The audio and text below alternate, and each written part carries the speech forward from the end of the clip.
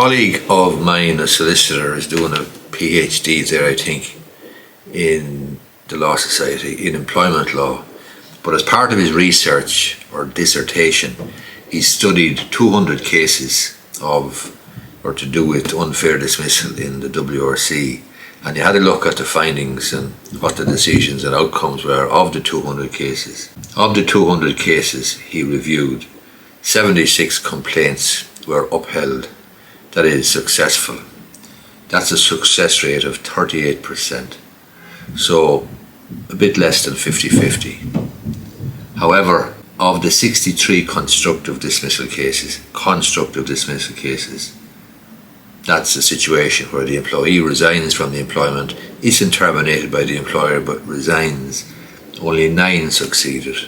That's a 14% success rate. So of the constructive dismissal cases, only 14% succeeded.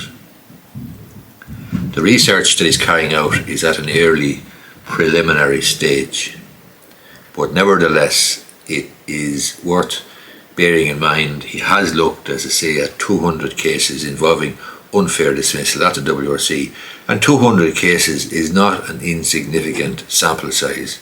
So it would give you a good idea, I suppose, of the uphill task you have if you are bringing a claim for unfair dismissal. But in particular, if you're bringing a claim for constructive dismissal, in other words, you leave the job, the burden of proof is on you to prove you've no choice but to leave. The proofs are fairly onerous, and only 14% of the cases that he looked at were successful. That is 9 cases out of 63 constructive dismissal cases. So I hope this gives you some food for thought, gives you an idea of what you are facing if you are involved in an unfair dismissal situation. If you find this video useful, I would appreciate if you gave it the thumbs up down below. Thanks a lot.